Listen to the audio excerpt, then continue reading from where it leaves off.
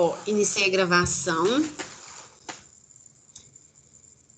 e vou compartilhar a minha tela.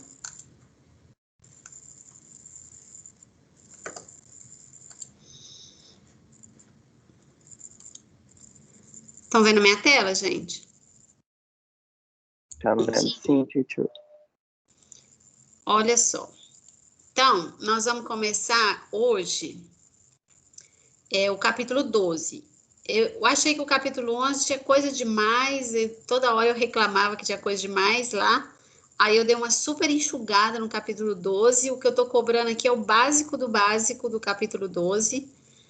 É um capítulo que ainda envolve a formação, álcoois, tá? Então, mas só que nesse capítulo a gente vai ver o capítulo 12, são álcoois obtidos a partir de compostos carbonílicos, porque lá antes a gente estava vendo o álcool sendo obtido tanto a partir de aletos de alquila ou mesilatos, né, por reações do tipo SN1 ou SN2, e a gente viu também álcoois a partir de alcenos, por aqueles 3 métodos, que era hidratação catalisada por ácido, que dava hidratação Markov-Nikov, mas tinha o problema de rearranjo. A gente viu uso de sais de mercúrio 2, que não dá problema de rearranjo e segue a regra de Markov-Nikov, e a gente viu hidroboração-oxidação, que também não dá rearranjo, porque não forma carbocátion, e dá adição anti-Markov-Nikov. Então, a gente tem vindo aprendendo sobre como fazer álcoois. E aí, agora, essa aula de hoje e de quarta vai ser o capítulo 12, álcoois a partir de compostos carbonílicos. Então, vocês sabem, eu não falei na primeira aula, mas vocês sabem que essa aula é exclusiva para alunos dessa disciplina, e não, portanto, não é proibida a divulgação para terceiros. Aqueles links que eu passei para vocês no YouTube é só para vocês, não pode ser divulgado. Esse uso das figuras e imagens também foi autorizado pelo Grupo GEM, que edita os livros que a gente usa, e não devem ser compartilhados fora da UFMG. Bom, o capítulo 12, né, que são os álcools a partir de compostos carbonílicos, primeiro a gente vai revisitar. Para quem estudou no Enem, para quem nunca viu, a gente vai relembrar o que são compostos carbonílicos. Então, com uma carbonila é esse grupo aqui, ó, C-O, tá? Então, isso aqui é uma carbonila. Existem vários compostos que a gente vai trabalhar que tem que tem uma carbonila, tá? Então, esses compostos incluem um aldeído. Então, a função aldeído é uma carbonila ligada a um hidrogênio. Muitas vezes, quando vai estar desenhado nas estruturas, vem às vezes assim, Xó, que às vezes no Enem vocês até decoram, né? Que quando tem um Xó, isso aqui é um aldeído, porque isso aqui é um C-O ligado a um hidrogênio. Tem uma cetona, que a cetona é uma carbonila ligada a 2 grupos R. Esses grupos R podem ser alquilas, arilas, né? Tem o ácido carboxílico. Então o que define uma função ácido carboxílico é C-OH, isso é uma carboxila. Então, vejam, carbonila é o geral, C-O é uma carbonila. Quando essa carbonila está ligada a um OH, é carboxila. Muita gente troca essa nomenclatura. Carbonila, carboxila. Então, todos os compostos têm uma carbonila, mas quem tem uma carboxila é só o ácido carboxílico, tá bom? Temos ésteres. Ésteres tem uma carbonila, mas só que ela está ligada a um oxigênio e a um outro carbono. Pode ser um carbono saturado ou não. Nós temos cloretos de ácido. Cloreto de ácido é uma carbonila ligada a um cloreto. Nós temos,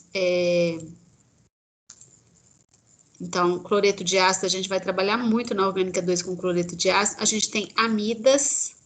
Então, as amidas têm C-O ligado a um nitrogênio. Então, as amidas, elas... Nossa, toda hora aparece esse trem para mim, gente. As amidas, elas são todas derivadas, se você pensar, elas são todas derivadas da amônia. Então, a amônia é isso aqui. Se se um hidrogênio, né, ele é substituído pela carbonila, isso aqui é uma amida primária. Agora, se nesse nitrogênio tiver um grupo R, só um hidrogênio, isso é uma amida secundária. E se forem dois grupos R, isso é uma amida terciária, tá? E isso aqui é um éster, não sei se vocês estão vendo aqui uma função éster, C-O, O. Só que esse éster, ele está dentro de um ciclo.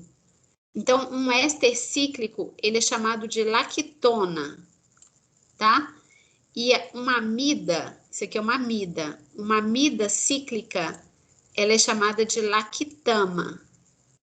Então, são várias funções contendo carbonila, tem outras, tá? Tem tioéster, imida, anidrido, tem muitas outras funções contendo carbonila e a gente vai estudar muito composto carbonílico, eles são muito importantes em bioquímica, em química medicinal. Então, a gente vai estudar muito na Orgânica 2 esses compostos carbonílicos. Só voltando lá, por exemplo, nessa minha primeira, quando eu coloquei essa imagem aqui de moléculas, no início era só para decorar. Aí eu vi que daria para eu explorar com vocês essa parte aqui dessas moléculas da vida real, né? Porque as moléculas do solo não são todas moléculas assim, ó. As moléculas do solo têm 3 carbonos, são moléculas super simples.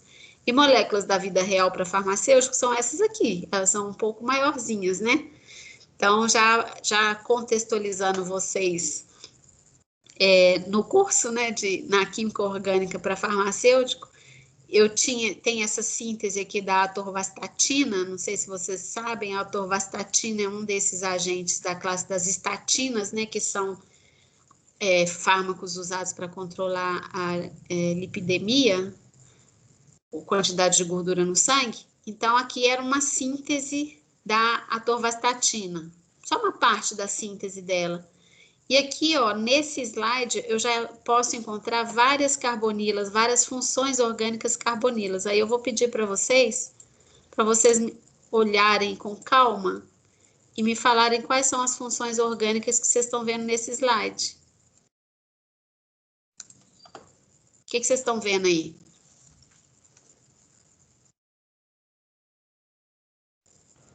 Álcool, amina, Não, amida. mas não, funções orgânicas carbonílicas, que estão Tá. ligadas à carbonila. Espera aí que eu vou colocar meu celular para carregar. Pode pensar.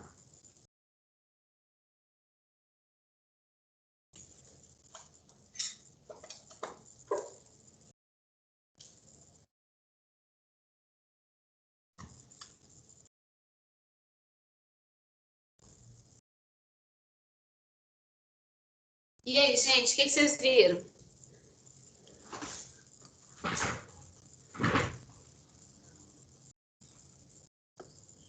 Não viram nada?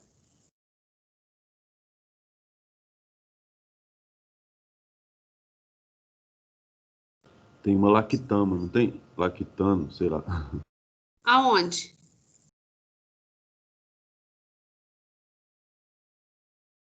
Nessa primeira de cima, no atorvastatin. Tem o que aqui? É lactama ou é lactano? Mas você tá vendo uma função dessa dentro de um ciclo? Ué. Cadê? Essa aqui? Não é não? Não, porque você tem que estar ligado, você tem que ter a carbonila. Cadê a carbonila? Não, Aqui você mentira. Essa tem, com ó. NH. Essa com NH. Falei errado. Aqui você tem. Ai, meu Deus. Aqui você tem onde você está falando, só que não está dentro de um ciclo, ó. Isso aqui é uma função amida.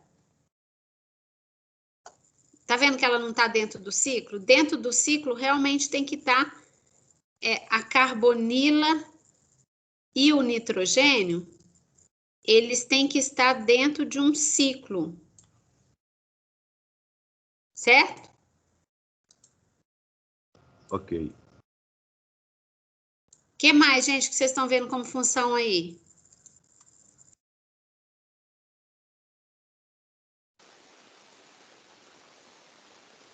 Tem um ácido carboxílico nessa molécula que está perto do mouse? Dessas Essa 7 aqui? Isso. É, nessa parte aí. Aqui é um éster. Aí é um éster. O que mais? Pode ir olhando.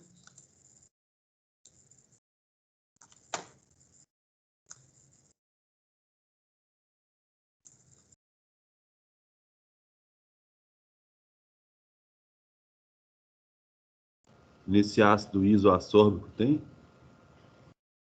O que? Tem uma função carbonila aqui. Que função que é? Pois é, o nome eu esqueci. É como se fosse uma cetona no cíclico. Não, cetona é um ácido carboxílico, né? Não. É um ácido carboxílico isso aqui? O que é isso aqui? Ácido carboxílico, você tem que ter a carbonila. É porque eu E considerei ligada OH. à carbonila, você tem que ter OH. Esse daí, então, seria um éter também, né? Um éter? Uhum. Éster. Éster. Um éster. Isso é um éster. Que é um éster cíclico. Como é que chama um éster cíclico? Ah, esse daí... Peraí. Tem lactame alguma coisa. É uma Ó, vou voltar lá. Ó. Aldeído, cetona, ácido, éster, éster cíclico, lactona, amida cíclica, lactama. C-O-N, amida. Então, vamos voltar lá. Quem mais que tem aqui? Ah, então isso aqui é uma... Lactano. Lactona. Lactona, isso. Lactona. O que mais que vocês estão vendo aqui nesse... Nesse segundo ali, TCHO é um aldeído? Aqui? Isso. Isso é um aldeído. Só falta mais 5.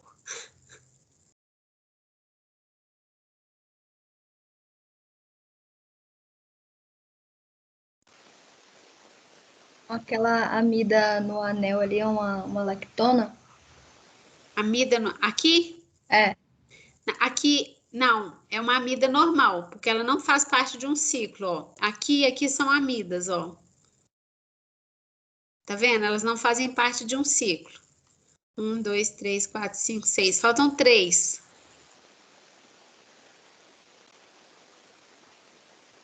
Procura onde tem carbonila, C-O, mesmo que não esteja representado, né?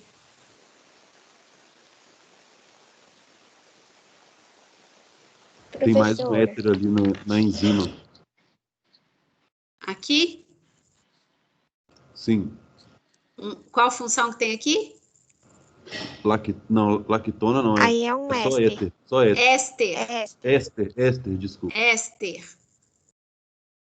Onde mais tem? Professora, esse CO2T, aí é uma carbonila também, não é? É, isso é uma carbonila assim, ó. Você tem que abrir C-O,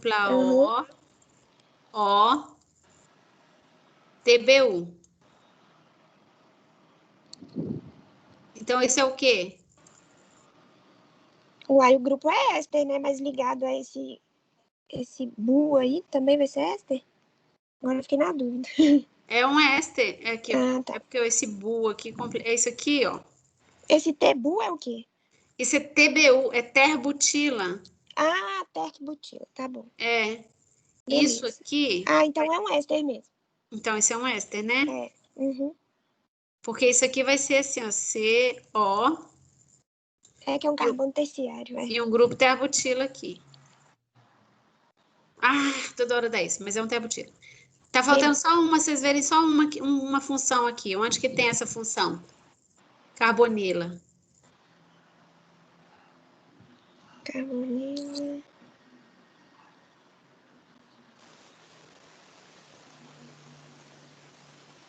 É o C-O ligado a alguma coisa, né?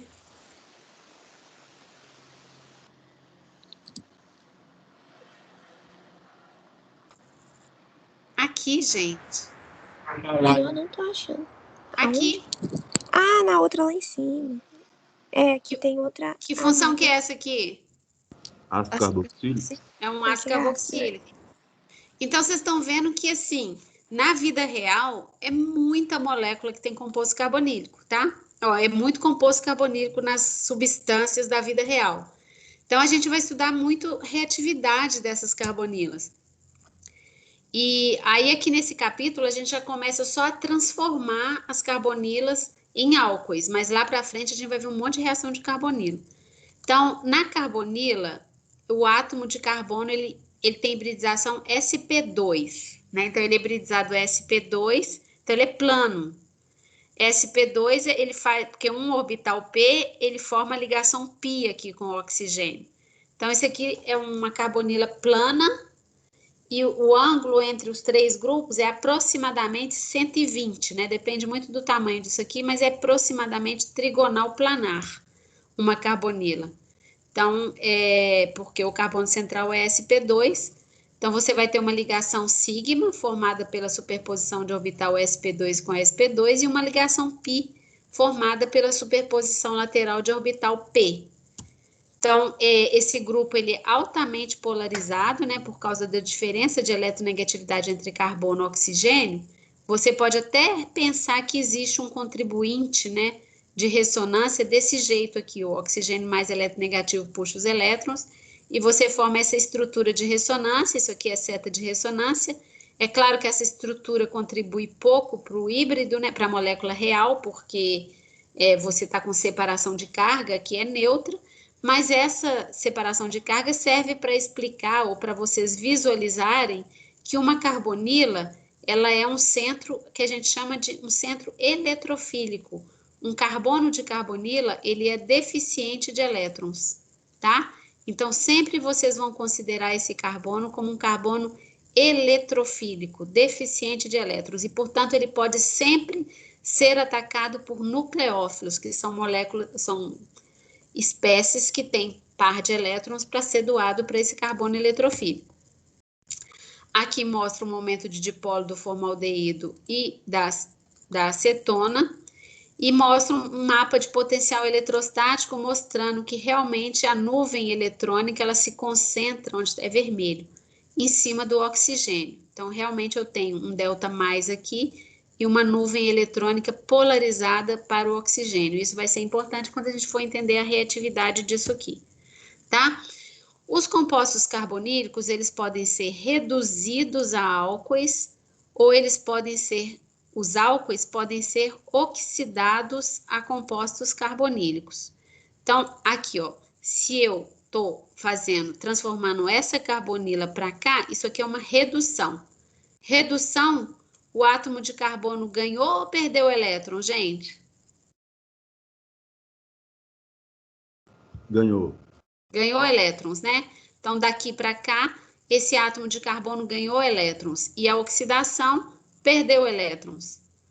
Para a gente ver se foi um processo de oxidação e redução, em orgânica é fácil. Você aumentou o conteúdo de hidrogênio, você fez uma redução. Você aumentou o conteúdo de oxigênio, você fez uma oxidação. Mas dá para calcular também pelo número de oxidação do átomo, que é o que a gente vai aprender a calcular hoje, tá bom? Então, basicamente a gente passa a aula inteira discutindo isso aqui, ó, como reduzir isso e como oxidar isso, tá? Essas reduções, as reduções principalmente, você tá vendo que você passa de um carbono sp2 para um carbono sp3, e você adicionou aqui esse átomo de hidrogênio. Esse processo se chama adição nucleofílica. Então, como eu falei para vocês, os compostos carbonílicos, eles têm um delta mais em cima do carbono, então, alguns nucleófilos podem vir atacar esse carbono. Quando esse nucleófilo ataca o carbono, ele vai formar uma ligação covalente. Então, ele usa os elétrons dele aqui para formar uma ligação covalente aqui. Esse carbono já está com 4 ligações. Não dá para expandir o octeto de carbono.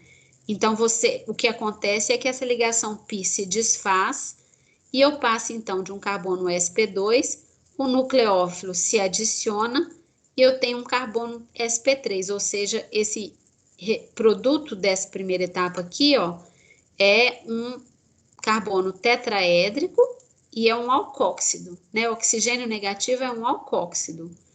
Normalmente, lá nas reações que a gente vai fazer, ou no meio vai ter, ou depois eu vou adicionar uma fonte de próton. Sei lá, eu posso adicionar água, ou um álcool, ou um ácido, alguma coisa para protonar esse alcóxido. Então, quando eu protono esse alcóxido, eu vou ter a formação de uma hidroxila. Então, já dá para ver que eu transformo uma carbonila em um álcool, fazendo essa adição nucleofílica. Então, a gente vai ver na aula de hoje reagentes capazes de fornecer hidreto como nucleófilo e, na verdade, só vai dar para ver essa parte aqui, porque essa parte aqui, ó, a gente vai ver na próxima aula, reagentes que são carbânions. Carbânions é um carbono negativo, tá? Um carbono que tem 3 grupos ligados e tem um par de elétrons. A carga formal desse carbono aqui, ó, é 4 menos 1, 2, 3, 4, 5 elétrons. Então, a carga formal dele é menos 1. Então, um carbono com um par de elétrons não compartilhado nessa situação, ele é um carbânion. E um carbânion é ótimo nucleófilo. Então, a gente vai ver que carbânions se adicionam a carbonilas, e esse tipo de carbânion também, que você já viu até na orgânica 1, que é um alcineto ou um alquineto. Ele se adiciona a carbonila. Então, nucleófilos negativos se adicionam com facilidade a carbonila, gerando álcoois, e é o que a gente vai ver nesse capítulo.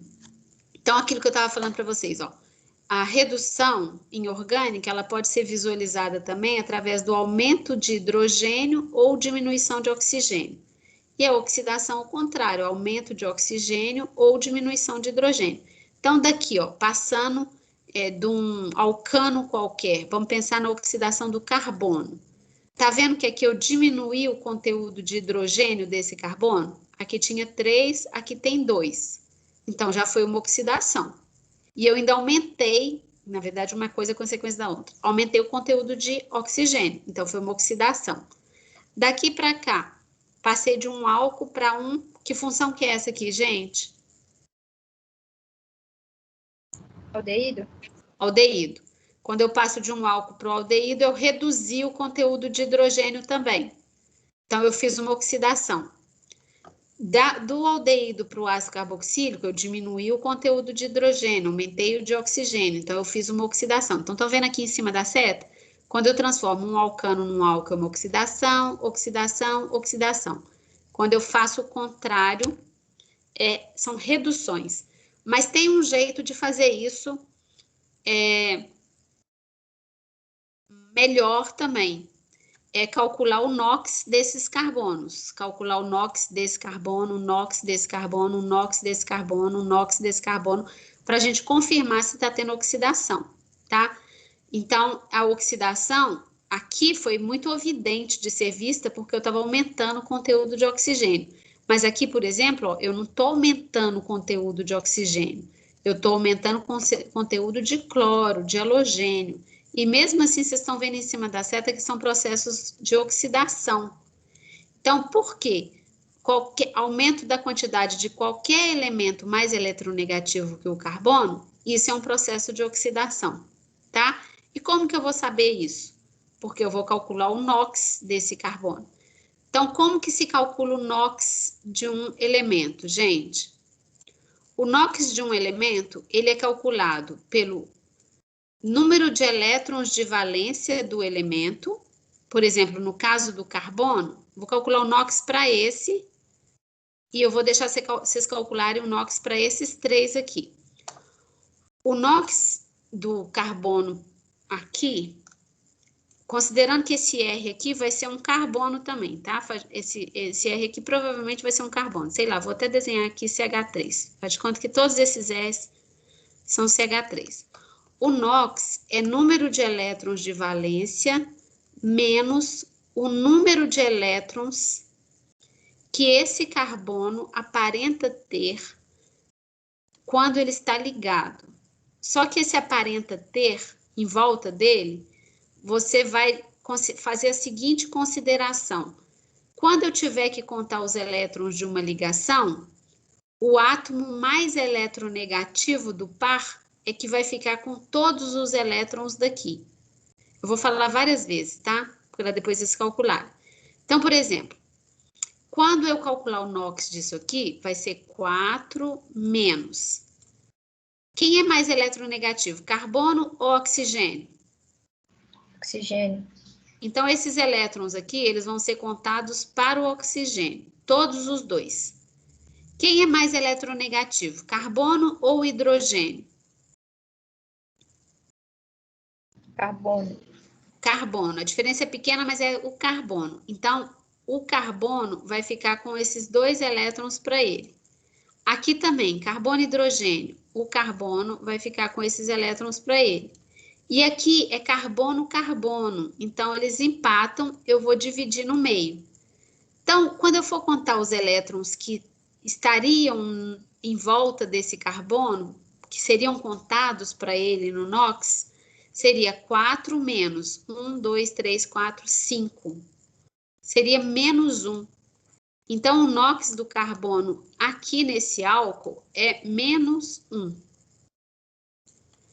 Calculem aqui do aldeído e do ácido para a gente ver se ele tá, se a gente confirma que ele está oxidando ou reduzindo. Peguem um papel aí e tentem fazer isso, por favor. Rapidinho, rapidinho, 1 minuto.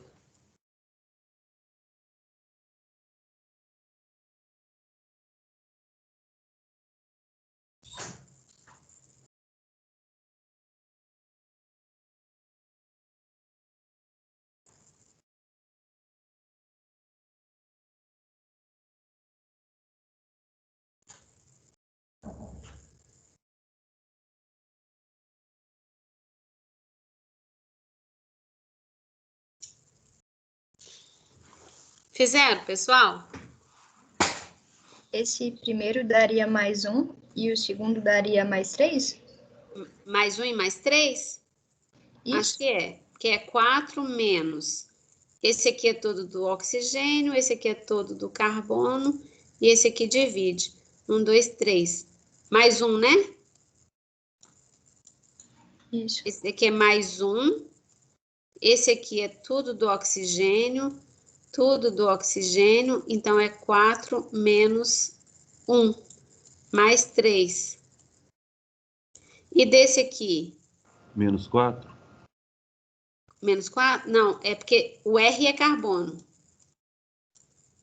Aqui é hidrogênio. Ah, tá, beleza. Não, Então, acho que é menos 7. Menos 7? Não, peraí. É 4. Ah, 4 menos 7, né? 4 Isso. menos 2, 4, 6, 7. Então, seria menos 3. Então, vejam que eu passo de menos 3 no alcano para menos 1. Então, eu perdi 2 elétrons. Depois eu perdi 2 elétrons. Depois eu perdi 2 elétrons. Então, eu estou realmente oxidando. Tá? Professor, Oi. como que fica a polaridade entre esses compostos? Ela vai crescendo ou a do álcool é maior? Depende. Em relação... Você está falando da carbonila? Porque Considerando... um oxigênio de carbono sp2, ele é mais eletronegativo que um oxigênio sp3. Então, aqui eu tenho um dipolo mais importante. Mas vai depender muito dos outros grupos ligados, sabe? Não, sim, considerando a mesma molécula, mudando só essa Não, função. o ácido é mais polar. O ácido é bem mais polar. Depois vem o álcool e depois o aldeído. Ah, tá, era isso que eu estava confundindo. Eu achei que fosse crescente, mas... Não, vai depender de outros fatores. Tá, gente? Então, gente, esse método de cálculo... Professora, O quê? você se importa de repetir esse cálculo aí do NOx? Porque eu não entendi. Aham, eu vou desmanchar porque já tá uma bagunça aqui e começa de novo. Eu vou... Na verdade, Olha eu só. queria saber... Pode falar. Ok, se quando tem oxigênio, se o elétron sempre fica para ele. Isso que eu ia falar. O método é muito geral, tá, gente? Vocês podem usar para qualquer composto, sei lá, tem bismuto, tem qualquer coisa que vocês nunca viram na vida. O método é bem geral. Quer ver uma coisa que é interessante a gente diferenciar? Por exemplo, eu gosto muito de dar o exemplo da água oxigenada, porque vocês aprenderam na Orgânica 1 a calcular carga formal. A carga formal, por exemplo, se eu fosse calcular a carga formal do oxigênio, a carga formal do oxigênio é elétrons de valência menos o número de elétrons que ele aparenta ter. Tem um negócio lá de decorar pares isolados mais pares compartilhados dividido por 2, mas não precisa, é só vocês olharem para a cara da molécula desenhada e ver quais são os elétrons que ficam para o oxigênio. Na carga formal, os não compartilhados são dele, na carga formal. E os que formam ligações covalentes, sempre você divide equitativamente. Então, no caso aqui, a carga formal do oxigênio vai ser 6 menos 2, 4, 5, 6. A carga formal é 0, que é diferente do número de oxidação, porque o número de oxidação mostra os elétrons da ligação covalente, para quem que eles ficam. E no caso, deixa eu apagar aqui. No caso do NOx, você não divide mais equitativamente. Se você considerar essa ligação aqui, ó, você está calculando o NOx do oxigênio. Essa ligação aqui, quando você ia calcular a carga formal, você divide no meio, mas agora você está calculando o número de oxidação. Quem fica com esses elétrons, o hidrogênio ou o oxigênio, na hora de contar? Aqui vai ficar oxigênio. Oxigênio é o mais eletronegativo. Então, você conta como se esses elétrons fossem do oxigênio. Aqui, ó, é oxigênio, oxigênio. Então, é igual. Aí sim você divide equitativamente. Então, quando você conta os elétrons agora, é como se o oxigênio tivesse 7 com ele, e não 6. Então, o NOx dele vai ser menos 1. Então, todas essas continhas que nós fizemos aqui, quando eu faço essa curvinha aqui, é para mostrar que esses elétrons aqui vão ser todos contados para o oxigênio, porque ele é mais eletronegativo do que o carbono. Esses aqui vão ser contados, um para esse carbono e um só para esse carbono que eu estou avaliando, porque carbono e carbono têm a mesma eletronegatividade. Esses elétrons dessa ligação vão ser contados todos para o carbono, porque ele é mais eletronegativo do que o hidrogênio. Então, você olha todas as ligações que o elemento está fazendo, divide os elétrons de forma que quem for mais eletronegativo fica com tudo, e aí você subtrai o que ficou para o átomo que você está calculando, entendeu? Entendi, saquei. Tava na dúvida, mas entendi. Aqui de novo, ó, se eu contar aqui, ó, tudo foi para esse oxigênio, tudo foi para esse oxigênio. Aqui não, eu dividi. Por isso que é 4 menos 1. Aqui é 4 menos 3. Aqui é 4 menos 5. E aqui é 4 menos 7. Vai ter outros exemplos aqui. Aqui, por exemplo, no cloro, vai ser a mesma coisa. Aqui, ó, qual que vai ser o NOx desse carbono? Esse AR aqui é carbono, tá? Então, eu vou ter Cl, Cl, Cl e um carbono. Qual vai ser o NOx desse carbono, gente? 4 menos quanto? 4 menos 3?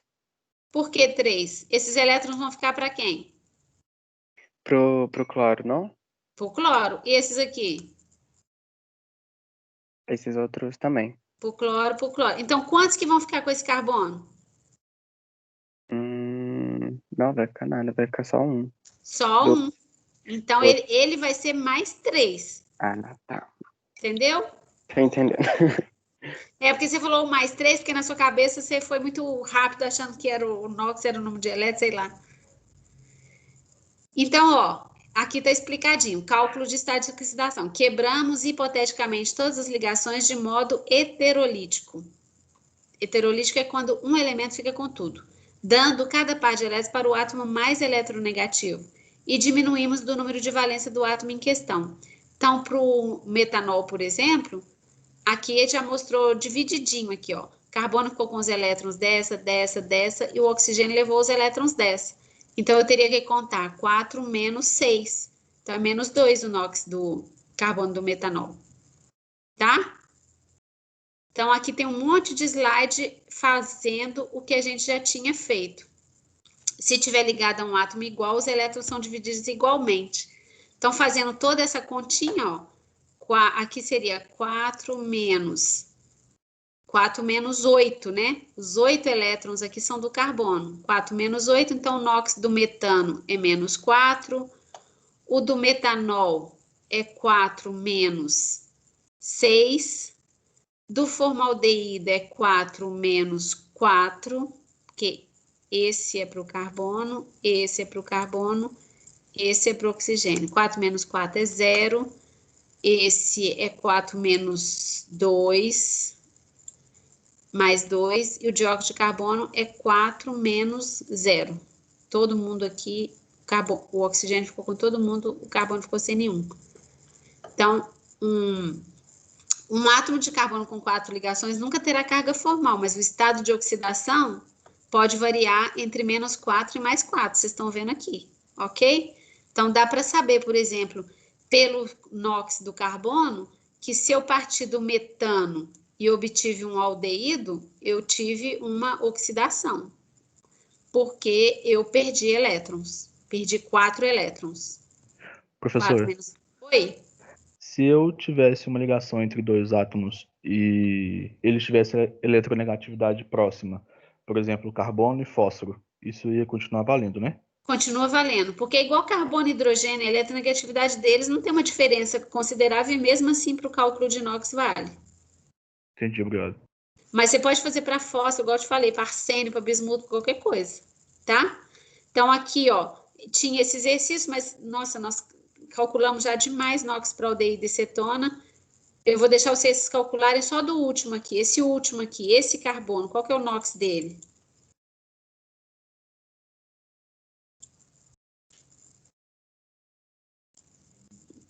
O 4 eu já coloco. Mais um, eu fiz de cabeça mesmo. Mais um. É porque, ó, aqui é carbono, carbono. Então, eu divido equitativamente. Carbono, carbono, divido equitativamente. Carbono, nitrogênio. O nitrogênio ficou com todo mundo. Então, é como se esse carbono contasse para ele 1, 2, 3 elétrons, né? Então, o NOx desse carbono é mais um. Ok? E, professora, tem alguma lista, assim, com a eletronegatividade de cada um que a gente pode consultar? Ah, só no oráculo, Google. Ah, ok. No Google tem várias listas de eletronegatividade. Tá? Esses assim, não, aqui na orgânica a gente vai usar só esses clássicos, que é carbono, oxigênio, hidrogênio, nitrogênio e halogênio. Mas para a vida, aí você vai para uma eletronegatividade lá de Linus Pauling, tem essas tabelas no Google, tá? Ok, obrigada. Gente, aqui um exercício tranquilinho. Ó. A transformação efetuada a seguir pode ser considerada uma redução, daqui para cá foi uma redução, uma oxidação, uma adição, uma eliminação, um rearranjo. O que vocês acham?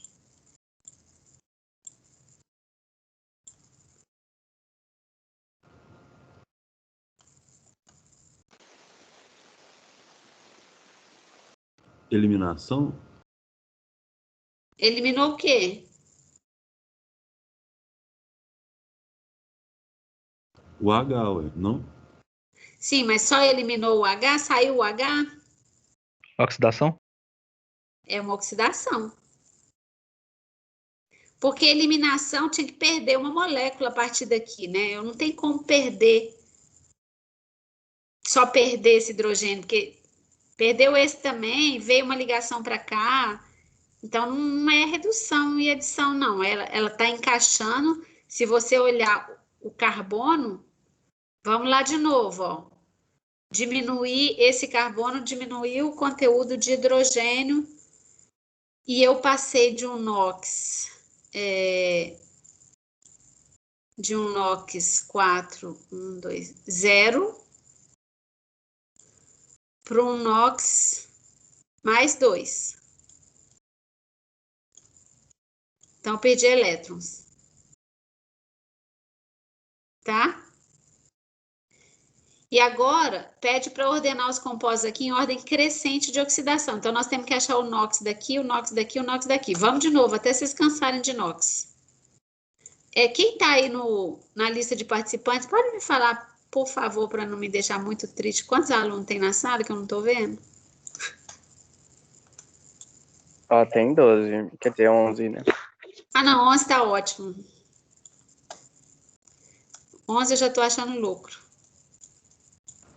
Professor, só uma dúvida lá da orgânica 1. Por que o álcool é mais polar, então, do que a acetona, no caso? Do que a acetona? Por causa do momento de dipolo. O álcool tem uma hidroxila ligada a um carbono. Tem um hidrogênio ligado ao oxigênio. Lembra aquele negócio do FON? Lembro. Então, essa polarização da ligação OH é mais importante que a C-dupla-O. A acetona só tem C-dupla-O, né? Poderia falar que a dupla estabiliza também ou tá errado? Não, estabiliza. Não, porque a dupla estabiliza o quê? Porque no ácido, você está falando como é que é? Você falou do álcool e da acetona? Ou do aldeído também. Só para entender a diferença da dupla com a ligação simples. Não, é porque você está comparando dipolos diferentes, o dipolo CO e o dipolo OH. O dipolo OH, você tem um hidrogênio ligado a um átomo fortemente eletronegativo, que vai participar de ligação de hidrogênio e etc. Então, isso é mais importante do que a polarização da carbonila sozinha. Beleza.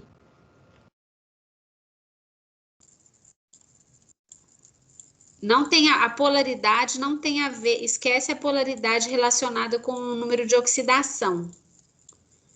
É só com o momento de dipolo, o Mi da molécula. Gente, vamos lá, batendo o olho e já falando qual que é o NOx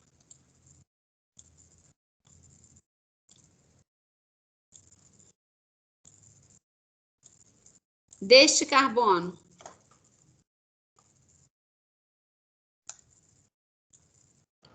Mais um.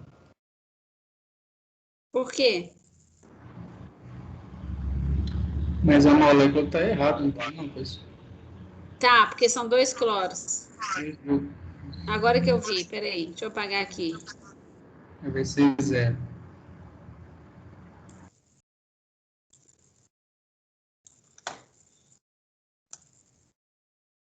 Qual o NOx desse carbono? 0.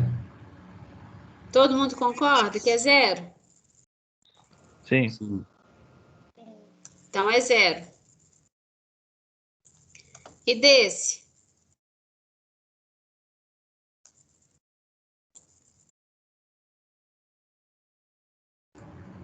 Mais 2? Mais 2. E desse? Menos 2. Menos 2. Nossa Senhora.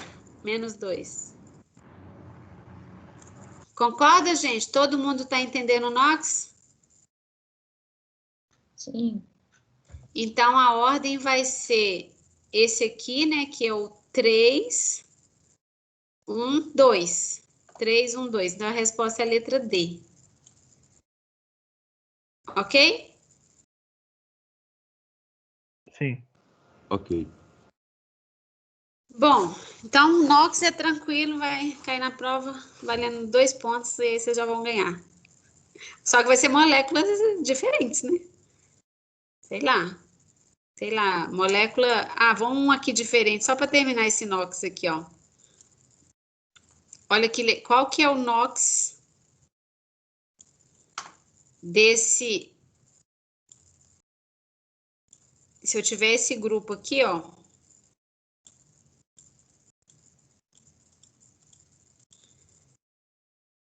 Isso aqui é o nitrobenzeno, que na prática vocês até usam como material, quando tem prática, né? Qual que é a carga formal desse nitrogênio, gente? Carga formal não tem que olhar eletronegatividade, não, é só dividir. Qual a carga formal do nitrogênio formando 4 ligações? O número de elétrons de valência do nitrogênio é 5. Carga formal... Hã? Mais Acho um? que é 0. Mais 1. A carga formal do nitrogênio aqui é mais 1, porque é 5 Ai, quanto mais. menos 1, 2, 3, 4. Mais 1. E o NOx desse nitrogênio?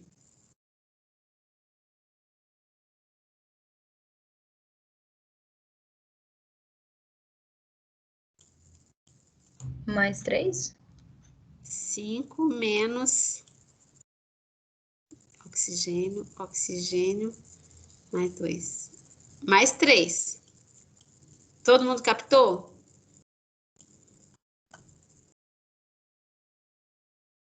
Ó, esses aqui são todos contados por oxigênio. Todos contados por oxigênio. E esses 2 são contados por nitrogênio. Então, é 5 menos 2 mais 3, ok? Ok. Ó, se alguém errar NOx, eu vou negar que eu dei aula, hein? Bom, então agora que a gente já sabe calcular NOx, vamos para as reações de redução. Então, a gente viu lá no slide anterior aí que você conseguia fazer, quando você pegava um composto, um aldeído, e você transformava num álcool, era uma redução. Agora, como reduzir na prática? Como que você faz isso? Que reagente que você usa para fazer isso?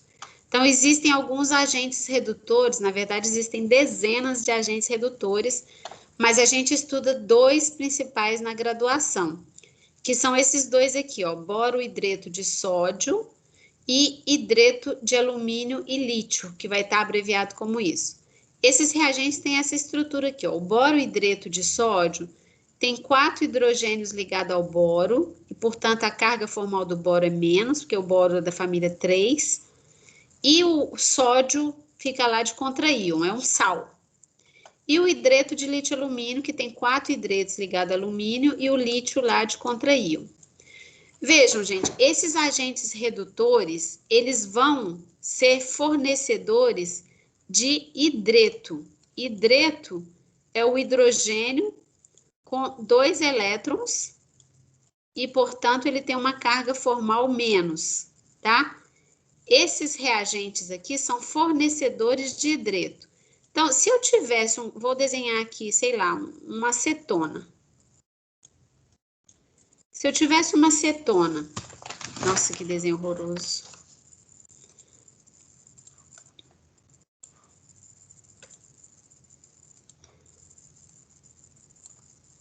Ficou um pouco pior. É uma acetona.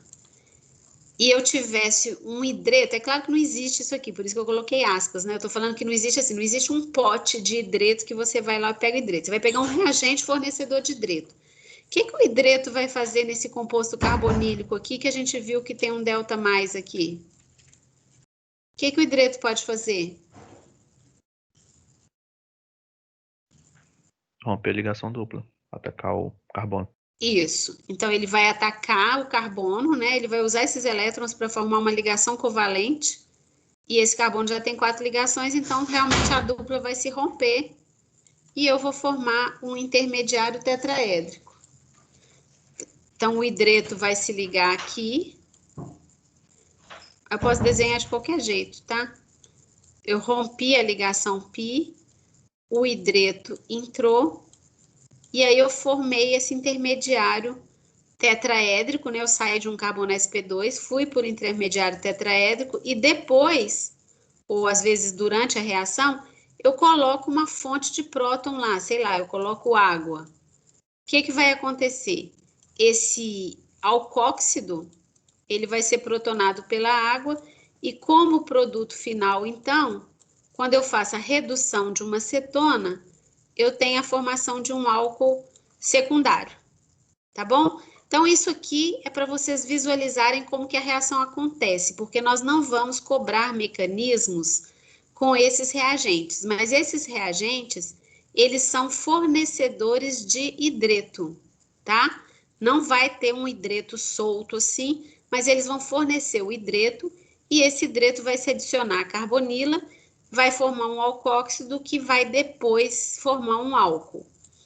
Vejam que, por exemplo, por que você está falando desses hidretos aqui? Não está falando de hidreto mais fácil que a gente conhece, que é o tal, por exemplo, hidreto de sódio. Vocês conhecem hidreto de sódio? Por que o hidreto de sódio não funciona?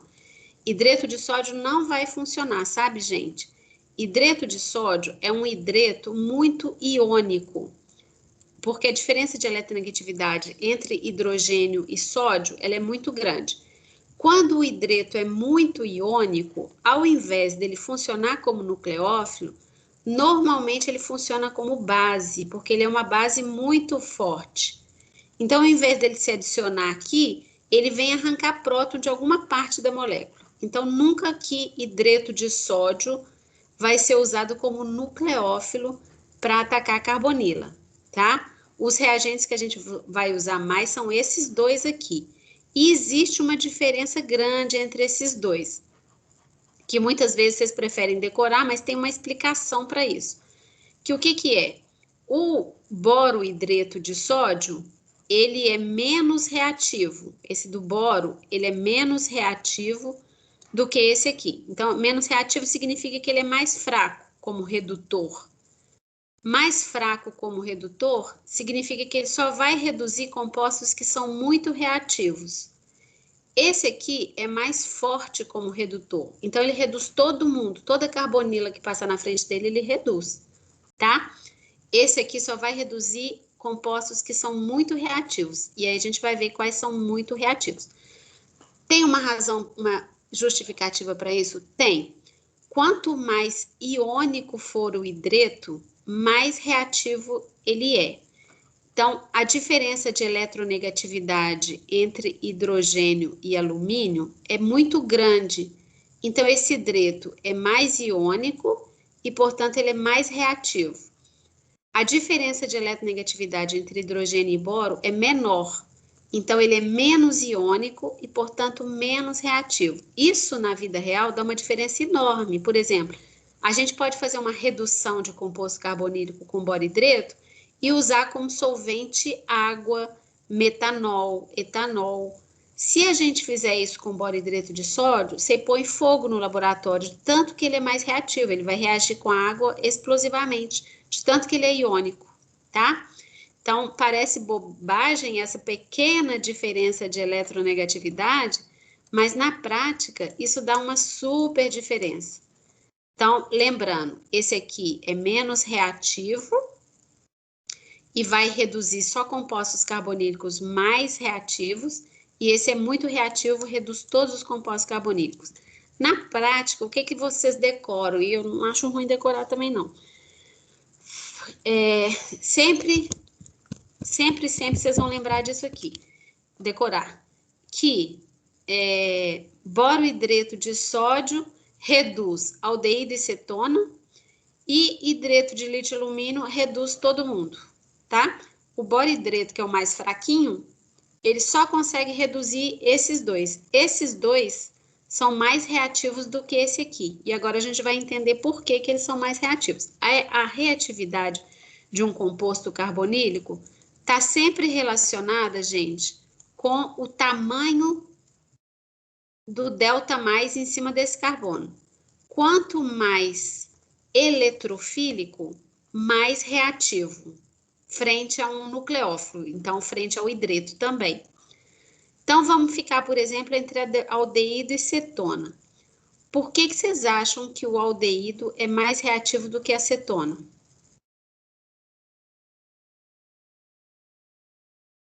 Ou, em outras palavras, já que eu estou falando que a reatividade está relacionada com o tamanho desse delta mais, por que esse delta mais é maior aqui e ele é menor aqui? E depois a gente vai ver que ele é pequeno aqui e ele é mínimo aqui. Esqueçam esses dois. Entre esses dois, vocês sabem me dizer por que o delta mais é muito maior aqui do que aqui?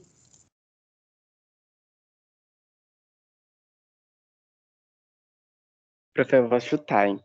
Pode chutar. Porque esses átomos que estão, vamos dizer assim, de fora do carbono quiral, eles não estão puxando eletronegatividade para ele?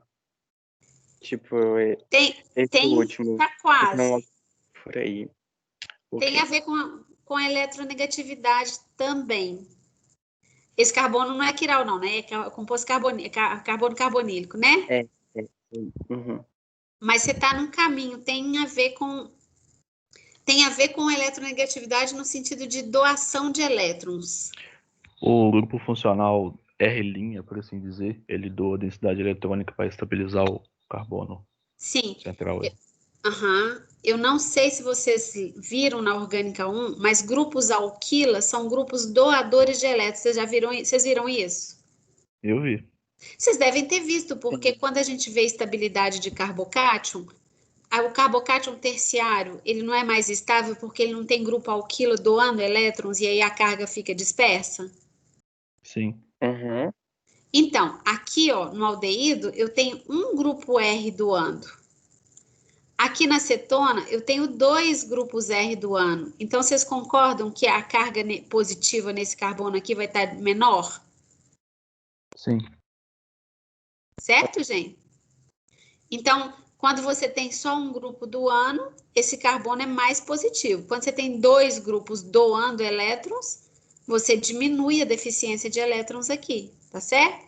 E no caso do éster, por exemplo, essa doação já não é nem mais por efeito, o efeito doador de grupo alquila. Aqui ocorre uma ressonância mesmo. Então, esses elétrons, eles são doados para esse carbono por ressonância. Então, esse efeito de doação por ressonância, ele diminui ainda mais a deficiência de elétrons desse carbono. Vejam que o que predomina aqui não é a diferença de eletronegatividade, porque se fosse a diferença de eletronegatividade, o oxigênio é mais eletronegativo do que o carbono, ele estaria puxando mais e aumentando a deficiência. Só que, não sei se vocês lembram também, mas é bom vocês saberem que se existir ressonância e efeito indutivo, a ressonância sempre é mais importante, tá?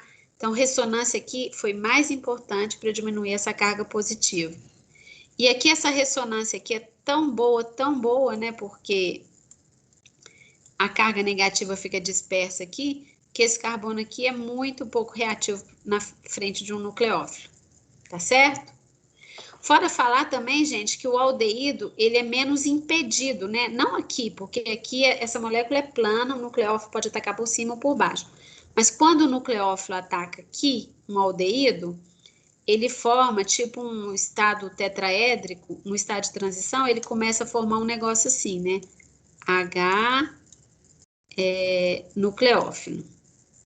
E se o nucleófilo atacar a cetona, no estado de transição, eu vou ter um negócio assim, ó, R e o nucleófilo.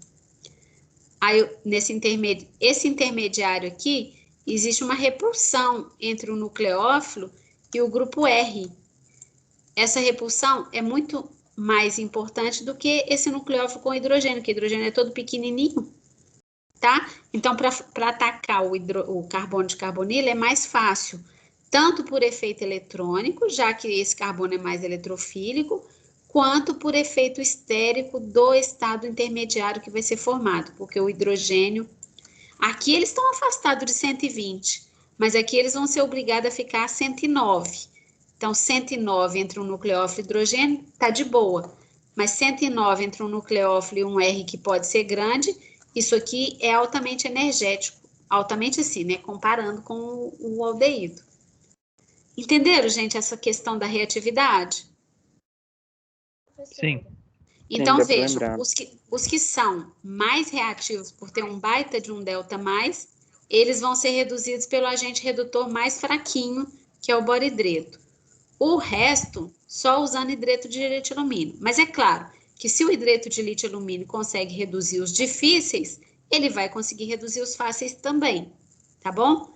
Então, toda essa explicação, eu sei que vocês vão, tipo, Pode decorar, bora-hidreto de sódio reduz aldeído de cetona, hidreto de lítio alumínio reduz todo o resto, mas tem uma explicação, pela força do reagente e pela reatividade do composto carbonílico, tá? Olha só, então, o que acontece com esses reagentes fornecedores de hidreto? Eles vão transformar o ácido carboxílico, um éster ou um aldeído em álcoois primários, tá? Então, essas condições, esses reagentes ali que eu falei, eles vão fornecer hidreto. Vejam que o carbono da carbonila, ele vira CH2. Cuidado quando a molécula for grande, às vezes vocês comem um carbono no meio, né? Mas vocês têm que contar que esse carbono da carbonila, ele não desaparece não, ele só vira CH2, tá? No caso do éster também, esse carbono virou CH2, esse carbono virou CH2 e esse carbono virou CH2. No caso de cetona, não tem jeito de uma cetona virar álcool primário não, tá? Porque a cetona, o hidreto lá, né, suponhamos que existisse hidreto.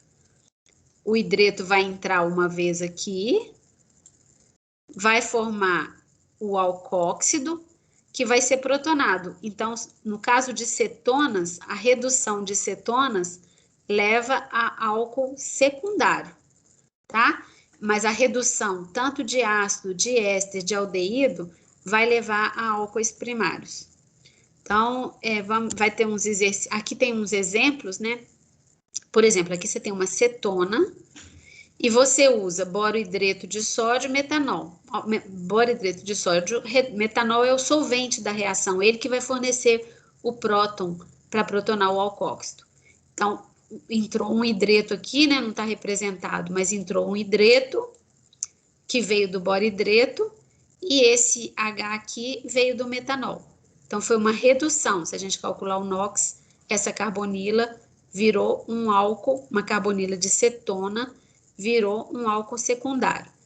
Aqui o hidreto de lítio alumínio, depois água. Também é um agente forte, né? Se o borohidreto conseguiu reduzir cetona, o hidreto de lítio alumínio também vai conseguir reduzir cetona. Então vejam que esse álcool foi obtido com rendimento muito bom. Uma coisa que eu queria chamar a atenção de vocês é o seguinte: quando em cima da seta de uma reação tem assim, o reagente, tudo junto, significa que eu coloquei no balão tudo junto. Eu coloquei a minha cetona, eu coloquei meu borohidreto, eu coloquei o metanol, tudo junto, tá? Quando tem assim em cima da seta um reagente, depois 2, outro reagente, 3, outro reagente, significa que essas coisas aqui não estão juntas, elas são colocadas em etapas, mesmo porque eu falei que borohidreto de lítio, hidreto de lítio alumínio com água pega fogo, né? Então não pode estar junto. Isso aqui significa que você coloca o agente redutor, aí o agente redutor vai lá, reage aqui. Quando ele tiver reagido com todas as moléculas que estavam presentes no balão, e aí você pode confirmar, né, que se acabou o seu material de partida, tem jeito de você, no laboratório, ver se acabou aquele reagente. É só você fazer, por exemplo, uma plaquinha de cromatografia, você faz uma análise de RMN, você faz alguma coisa para ver que você acabou o material de partida. Então, depois que acabou o material de partida, né, então você sabe que o hidreto já acabou de reagir com toda a cetona. Aí você vai e coloca um segundo reagente, que é a água, para neutralizar aquele alcóxido, tá? Então, é bem diferente você colocar assim tudo em cima da seta ou essa coisa sequencial de 1, 2 e etc. Isso nunca significa que essa água vai estar aqui, tá? Ela vai vir depois. Mas então vocês fizeram a redução nos dois jeitos. E aqui tem um outro método lá da Orgânica 1, é uma hidrogenação com um catalisador de platina, paládio ou níquel. A hidrogenação, vocês se lembram que hidrogenação na presença de um metal é para hidrogenar duplas. Vocês lembram disso? Que o hidrogênio está lá, o hidrogênio vai ser absorvido na superfície do catalisador, aí o hidrogênio vai e entra aqui. Então, você vai ter tanto a reação aqui, quanto a redução da cetona aqui também, ó. Entrou um hidrogênio, você teve hidrogenação de carbonila, tá? Entrou um H aqui e um H aqui. onde era dupla. Então, aqui são transformações diferentes de um mesmo substrato, de um mesmo material de partida. Aqui eu tive uma redução de carbonila, aqui eu tive redução da carbonila e redução da dupla, porque se você calcular o NOx aqui, você vai ver que vai mudar, tá? Em relação ao NOx daqui, que eu vou ter, os hidrogênios que entraram aqui. Foi uma redução também. Bom, então vamos agora ver esses exercícios aqui. O que vai formar? Eu vou dar um tempinho para vocês fazerem esse exercício. Vou dar 5 minutos para vocês fazerem esse exercício aqui e falarem o produto, só desenharem aqui o produto de cada reação, tá? Enquanto isso, eu vou entrar no meu celular para ver quem que tá na sala, para eu pedir para falar qual que é o produto da reação.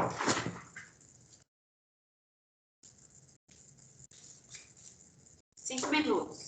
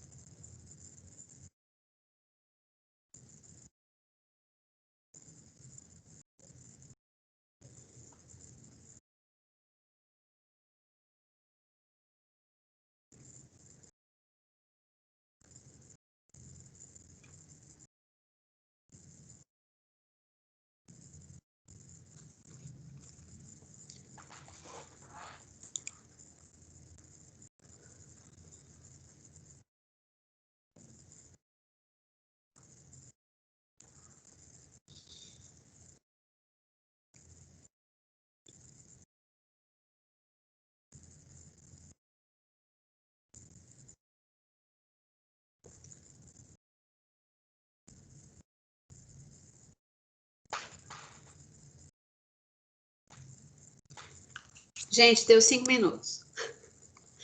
Fernando, qual produto que você colocou aqui? O que deu?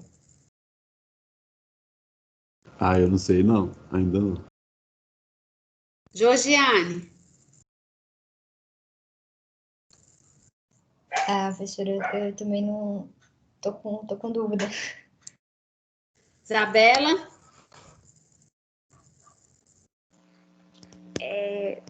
Eu não sei o nome da molécula. Não, mas fala o que você fez, o que você desenhou?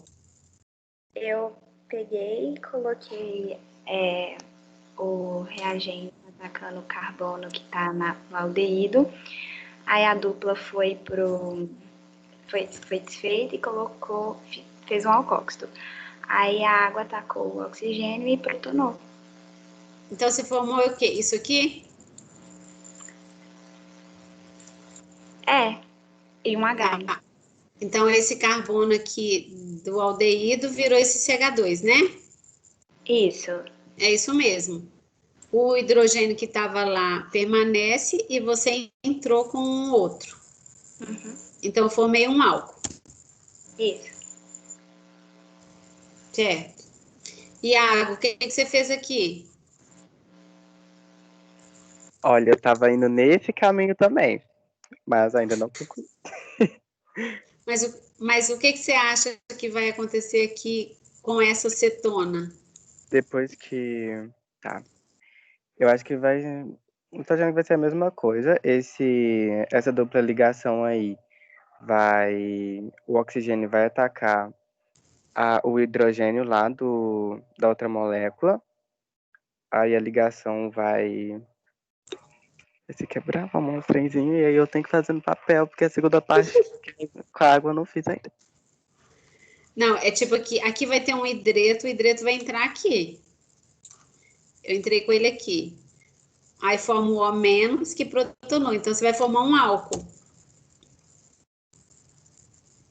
Agora eu tô achando que eu tô fazendo errado, então. É porque, na verdade, você tem que pensar que esses reagentes, gente, eles são fornecedores de hidreto. Os hidretos é que vão entrar na carbonila. Então, em todos os casos, aqui você vai adicionar um hidreto, vai adicionar um hidreto, vai adicionar um hidreto, vai adicionar um hidreto, aí vai adicionar um hidreto, tá? Aí vai formar O-, que depois vai ser protonado. Então, vejam,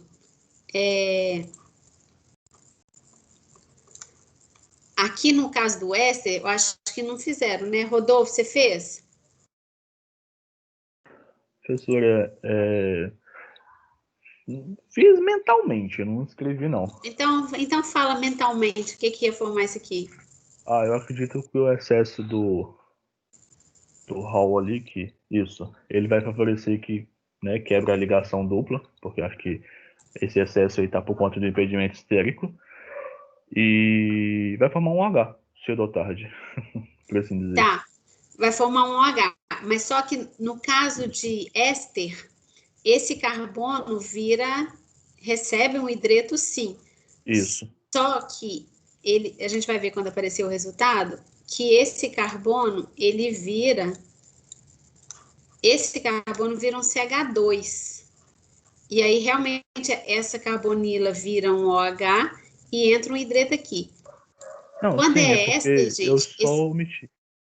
Esse resto vai embora. O que, Rodolfo? Não, pode continuar, acho que eu tava... O produto dessa reação, quando é um éster, a carbonila vira CH2 e o álcool sai, tá? Do éster ele vai embora. Mas vejam que o carbono da carbonila ele foi reduzido. O éster é mais difícil, sim. Depois que a gente acabar de ver a matéria, eu vou explicar o mecanismo. Não vou cobrar, mas vocês vão talvez ajudar a entender essa decoração aqui, que aldeídos e cetonas vão para álcool, éster vai para álcool também, mas o éster ele quebra aqui essa ligação e o outro álcool vai embora. Professora. Oi. Por que o excesso de reagente que eu não entendi? É por causa do impedimento estérico, que nem o Rodolfo falou? Não. Então, eu já vou explicar o mecanismo. Eu tenho que explicar o mecanismo. O que acontece? Lembra que aldeído e cetona, se eu tiver um aldeído ou uma cetona, quando o reagente de hidreto vem, ele não doa um hidreto aqui e não forma esse O-, que depois é protonado? Tudo bem? Sim. Isso na cabeça de vocês já está claro? Que, por exemplo, aldeído e cetona, esse alcoóxido intermediário, ele é estável. Estável assim. A única coisa que acontece com ele é ele ser protonado. Ele só vai querer ser protonado para formar o álcool. O que acontece, gente, quando... Isso aqui é bem geral. Quando ao invés de aldeídos e cetonas... Peraí. Se ao invés de eu ter um aldeído aqui, eu tivesse um éster. Tá? Então, eu tenho um éster. Vocês estão vendo que era um... Não, peraí, deixa eu começar de novo, porque eu tô querendo fazer um negócio rápido e vai virar uma confusão. O que acontece quando eu tenho um éster? Eu tenho lá R, C, dupla, alguma coisa. Aí o hidreto vem, ataca, e eu formo esse intermediário aqui.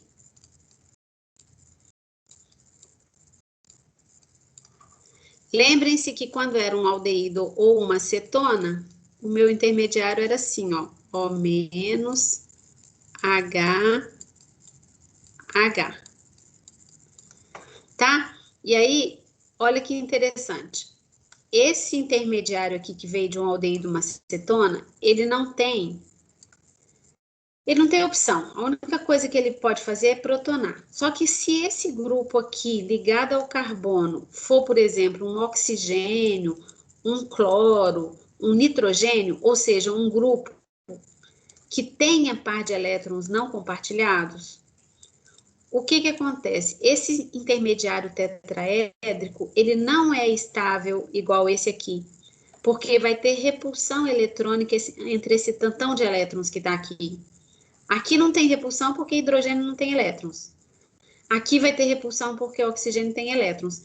Nessa repulsão, esse intermediário não quer ficar desse jeito. Ele vai voltar a ser um carbono sp2. Ele expulsa o O do éster. Por isso que vai sair esse álcool aqui no final.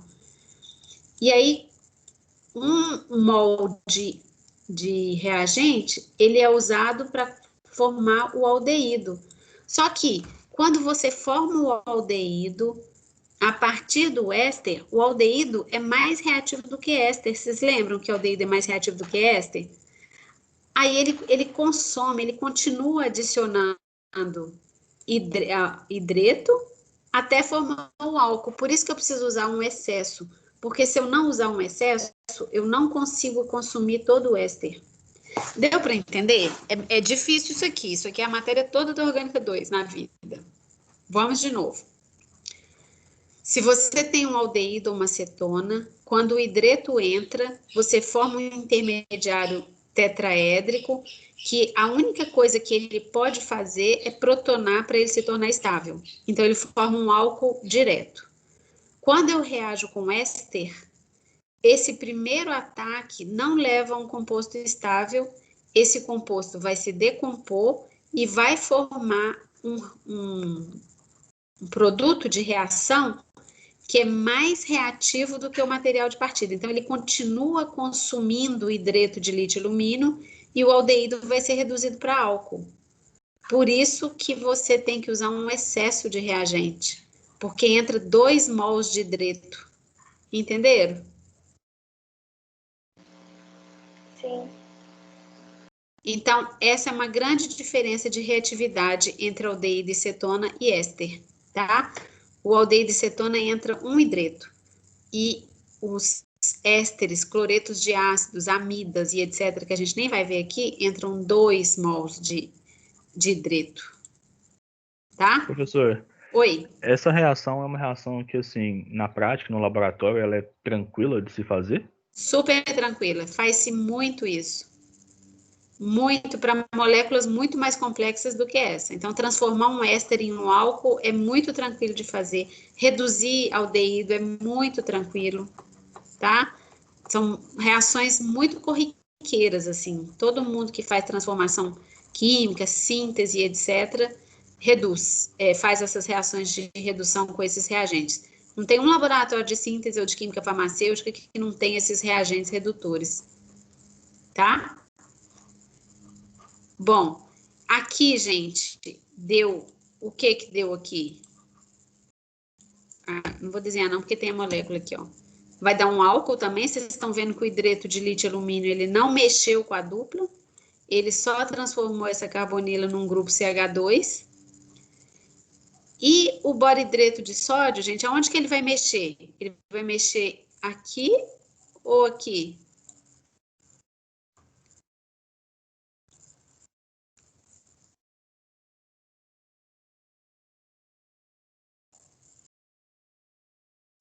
Eu acho que no 2.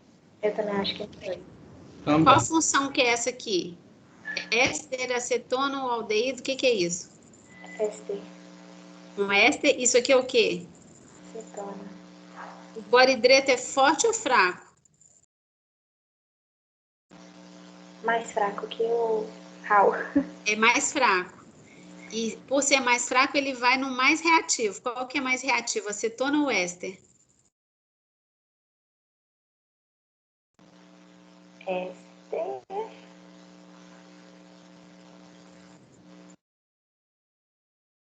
Gente, quem que é mais reativo, acetona ou éster? O éster, né? Ó, olha a ordem de reatividade aqui, ó. O éster é menos reativo do que a acetona, por causa daquele delta mais. Então, essa reação com boro-hidreto, ela vai reduzir só a acetona. Ela vai deixar o éster intacto, tá? Então, essa é uma reação quimioseletiva. Ela só trabalha em um grupo funcional. Então, se eu quisesse reduzir esse aqui junto com esse aqui, o que eu tinha que usar?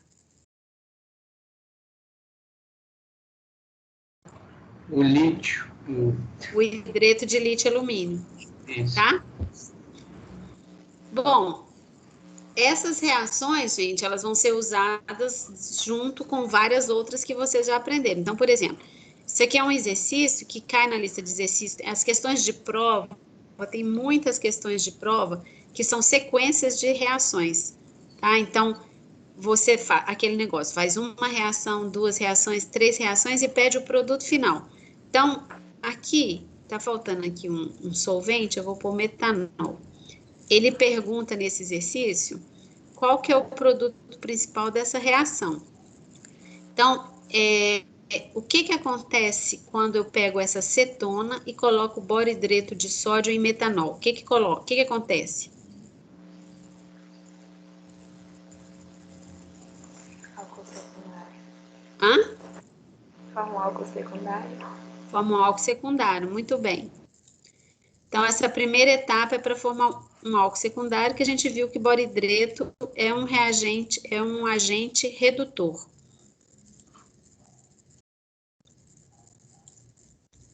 E agora, numa segunda etapa, eu coloco hidreto de sódio. O que o hidreto de sódio faz nessa molécula? Éter é solvente inerte. O que o hidreto vai fazer aqui, gente?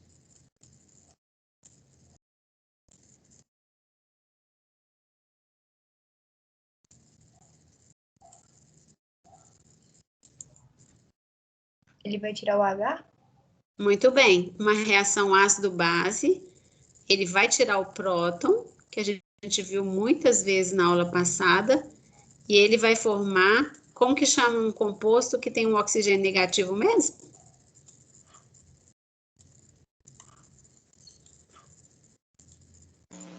Alcóxido. Muito bem. Ele forma um alcóxido, e aí depois eles colocam esse alcóxido para reagir com esse composto aqui, ó. O que o alcóxido faz nesse composto aqui?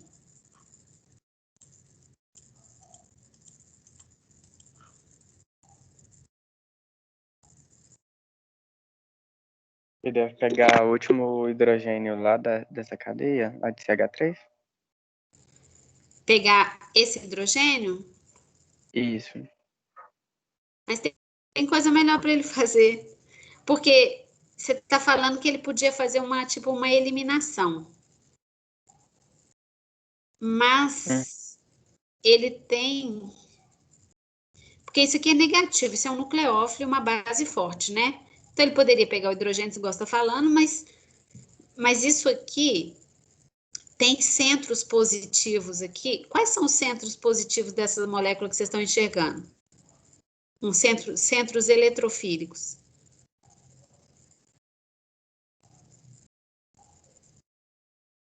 O anel e o enxofre? O anel, o enxofre, eu diria mais o enxofre, porque o enxofre está ligado a um monte de oxigênio.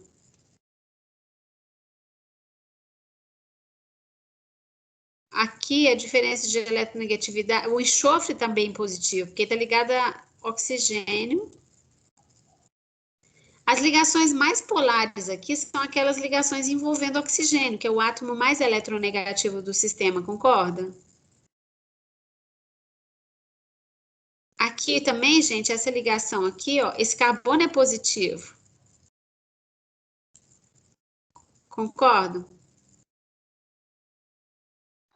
Sim. Agora, qual centro positivo que ao ser atacado tem um bom grupo abandonador?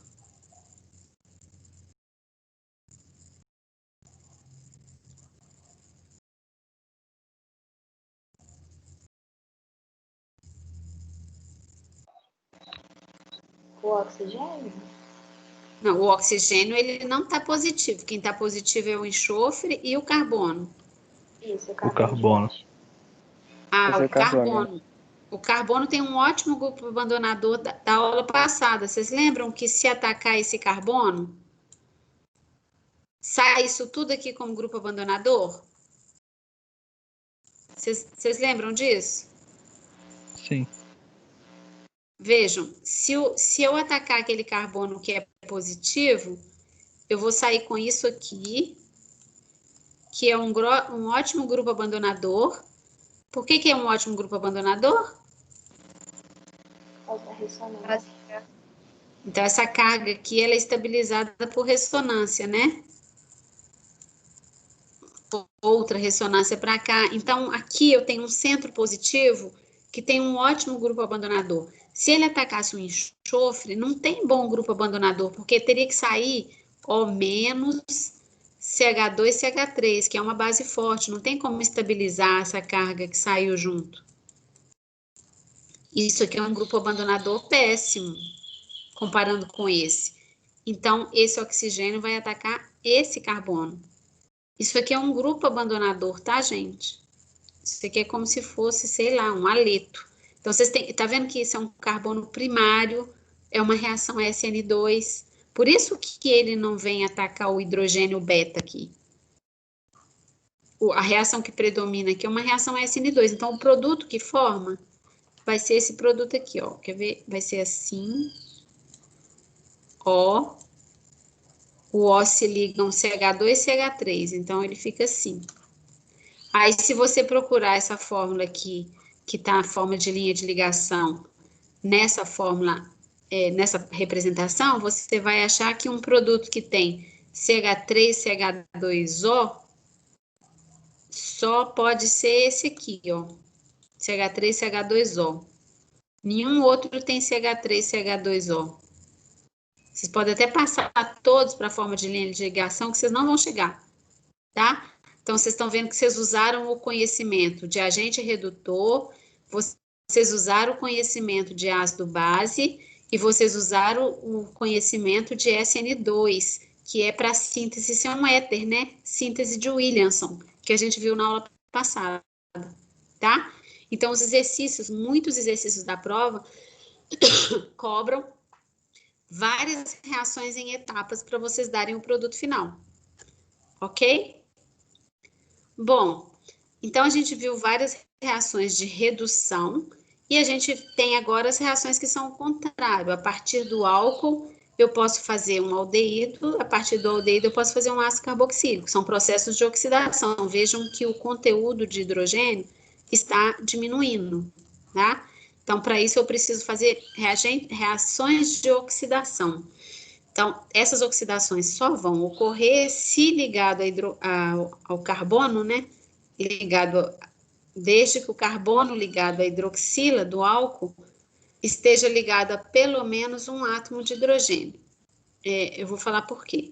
Por exemplo, um álcool primário, ele pode ser convertido em aldeído no ácido carboxílico. Um álcool secundário pode ser convertido na cetona e para por aqui. Cetona não pode ser convertida em mais nada. E um álcool terciário, ele não pode ser oxidado. Eu não posso formar uma carbonila aqui, porque eu já tenho 3 grupos R. Resumindo, ligações carbono-carbono, elas nunca são quebradas nesses processos. Enquanto ligações carbono-hidrogênio, elas são facilmente substituídas, tá? Então, um álcool secundário pode virar cetona, mas um álcool terciário, ele não consegue ser oxidado, porque eu não consigo quebrar ligações carbono-carbono. Então, como fazer essas oxidações? Existem centenas não, mas dezenas de agentes oxidantes que podem ser usados em laboratório. A gente mostra alguns, a gente dá 3 exemplos para vocês, exemplos de oxidantes fortes e oxidantes fracos. Oxidantes fortes, eles convertem os álcoois primários, vejam, um álcool primário, ele vai até ácido carboxílico, passando pelo aldeído, mas um oxidante forte, ele não consegue parar no aldeído não, tá? Ele vai para ácido carboxílico, são estágios diferentes de oxidação. Mas um oxidante forte, ele vai converter álcool primário em ácido carboxílico.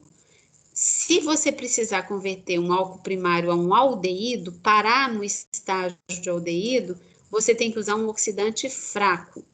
Agora, para você converter um secundário em cetona, tanto faz você usar forte ou fraco, que vai dar certo. Então, vamos ver o que é forte e o que é fraco. Permanganato. Permanganato é um agente oxidante forte. Normalmente, as condições de reação, você usa permanganato em meio básico e depois você joga lá uma água acidulada para neutralizar a reação. Tem um oxidante muito forte também, oxidantes de cromo são muito usados para fazer essas oxidações, apesar da toxicidade do cromo. Então, isso aqui é o ácido crômico. O ácido crômico é um oxidante forte também. E tem um oxidante fraco, que se a gente precisar parar em aldeído, vocês vão usar esse oxidante fraco, que se chama PCC, clorocromato de piridínio. Tá? Esse clorocromato de piridínio, ele é preparado no laboratório usando anidrido crômico, ácido clorídrico e piridina. Não precisa saber isso não, mas é só para mostrar para vocês que é possível preparar no laboratório esse reagente de cromo, que é um oxidante considerado fraco. Um dos principais motivos por ele ser considerado fraco, gente, é que ele é solúvel em diclorometano. E essa solubilidade em diclorometano torna o meio mais, vamos dizer assim, mais brando. Não vai ser uma oxidação tão vigorosa quanto essas oxidações aqui que acontecem em meio aquoso. Tanto permanganato como ácido crômico, essas reações acontecem em meio aquoso. E aí isso torna os reagentes muito fortemente oxidantes. O PCC, ele pode ser usado em meio anidro, sem água, na presença de dicloro, e ele é um oxidante fraco. Então, aqui está a força dos reagentes, e aí o que vai acontecer? Bom, aqui a gente não vai voltar a calcular estado de oxidação, mas um álcool primário pode ir para aldeído, o aldeído para ácido carboxílico, um álcool secundário vai para acetona e um álcool terciário não oxida. Se eu quiser transformar um álcool primário em um ácido carboxílico, eu vou usar os oxidantes fortes. Se eu quiser parar no estágio de aldeído, né, que é um estágio antes do ácido carboxílico, eu vou usar PCC. E para eu converter um álcool secundário numa cetona, tanto faz. Eu posso usar forte ou fraco, que não tem opção. O álcool secundário sempre vai ser convertido a uma cetona. Esses grupos R's aqui nunca serão perdidos. Então, a única possibilidade é que esse álcool se converta numa cetona, tá? Então, vamos lá, vamos fazer esses exercícios para ver se vocês reteram essas informações aqui sobre oxidação. Por exemplo, eu tenho essa molécula aqui e eu tenho esse reagente aqui, que é o clorocromato de piridino, que é um oxidante fraco. O que esse oxidante fraco vai fazer nesta molécula que tem um álcool primário e um aldeído? O que o PCC vai fazer aqui?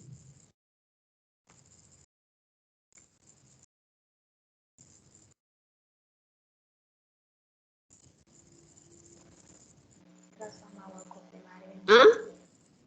Transformar o álcool primário em um aldeído? Muito bem. Muito bem. O PCC, a única coisa que ele pode formar aqui é transformar um álcool primário num aldeído. Aldeído é C-OH, ok? E aqui, o que esse reagente aqui, que é um oxidante forte, vai fazer nesse composto que tem um álcool e um aldeído?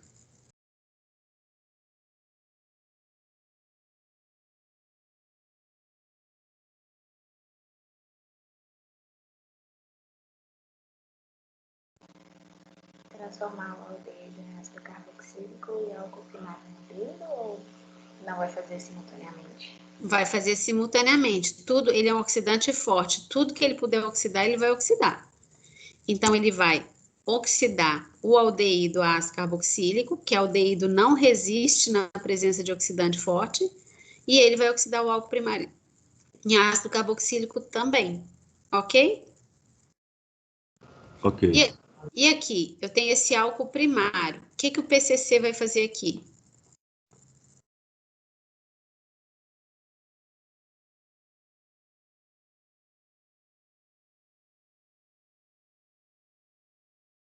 Transformar em aldeído? Vai transformar em aldeído. O que o ácido crômico vai fazer aqui?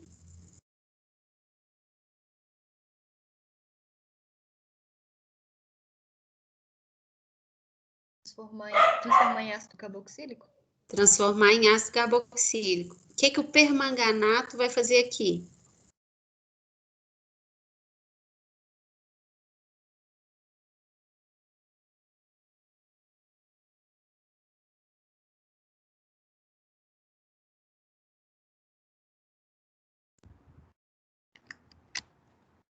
Também vai ser ácido carboxílico.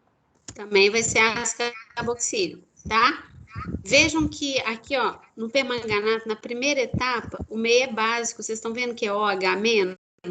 Então, quando você faz essa reação aqui, ele vai oxidar, mas ele vai parar, como o meio é básico, o ácido carboxílico e meio básico, ele fica desprotonado, assim, ele forma um carboxilato, né? Provavelmente um carboxilato de potássio, porque eu tenho um cátion potássio lá. Aí depois, tá vendo? A segunda etapa joga água, mas é para protonar isso aqui, porque ele, no final, ele obtém um ácido, tá? Então, essas duas etapas, quando usa permanganato, é porque o meio, que é o meio oxidante, é um meio básico, então precisa jogar ácido lá para neutralizar o meio. E agora, me falem, por favor, quais reagentes vocês usariam, qual oxidante você ia usar para fazer essa transformação aqui, ó, transformar um álcool primário em aldeído. O que vocês iam fazer? Qual reagente? PCC. PCC. PCC, porque se usasse os outros, isso aqui ia virar um ácido carboxílico, né? E para fazer essa transformação aqui, esse álcool secundário numa cetona? Qualquer um dos dois, porque aqui a ligação é carbono-carbono. Então, na verdade, qualquer um dos três, até o PCC funciona para álcool secundário, não tem problema, porque não tem jeito de formar aldeído mesmo, tá? Então, qualquer desses três agentes oxidantes, vocês podem usar para fazer essa transformação. Aqui também, ó, pergunta, qual o produto principal da reação entre o 2-hexanol e isso aqui, dicromato de sódio e meio ácido, forma ácido crômico. Qual que é o produto? Isso aqui é o 2-hexanol. Qual que vai ser o produto da reação 2-hexanol e ácido crômico, gente?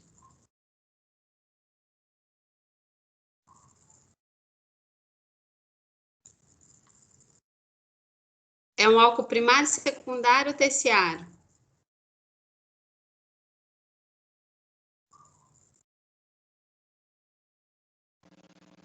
Secundário. Secundário. Então, esse oxidante forte vai formar o quê? Cetona. vai formar cetona? Cetona. Então, aqui vai formar uma cetona. Se eu pegar o 2-hexanol e permanganato, vai formar o quê? É forte também. Né? Cetona. E o 2-hexanol com PCC?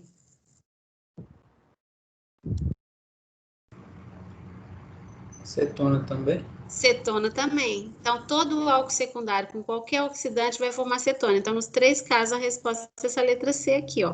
Porque aqui formou ácido, formou ácido, formou ácido. Tem jeito de formar ácido a partir de cetona, não. Porque ligação carbono-carbono não vai quebrar, tá bom? Bom, só para dar esses dois slides para eu chegar aonde eu cheguei na outra turma, a próxima aula, o que a gente vai ver? Que a gente já viu, né, que esses compostos carbonílicos, eles são eletrofílicos e eles sofrem ataque do nucleófilo, Na aula de hoje, os nucleófilos que a gente viu, tudo era fonte de hidreto. Então, o mecanismo vai ser sempre idêntico, o nucleófilo atacando a carbonila, formando um intermediário tetraédrico, que depois pega um próton da água e eu formo o álcool, então. Então, em relação à carbonila de partida, o nucleófilo entra, né? Então, é uma adição nucleofílica. Você faz uma adição de nucleófilo à carbonila. E os dois importantes nucleófilos que a gente viu hoje são os íons hidretos resultantes de borohidreto ou hidreto de lítio e alumínio, mas na aula que vem a gente vai ver que outros nucleófilos, como carbânions, eles podem também adicionar. E esses carbânions, eles vão vir de reagentes organometálicos. Reagentes organometálicos são reagentes que têm um metal ligado a carbono, tá?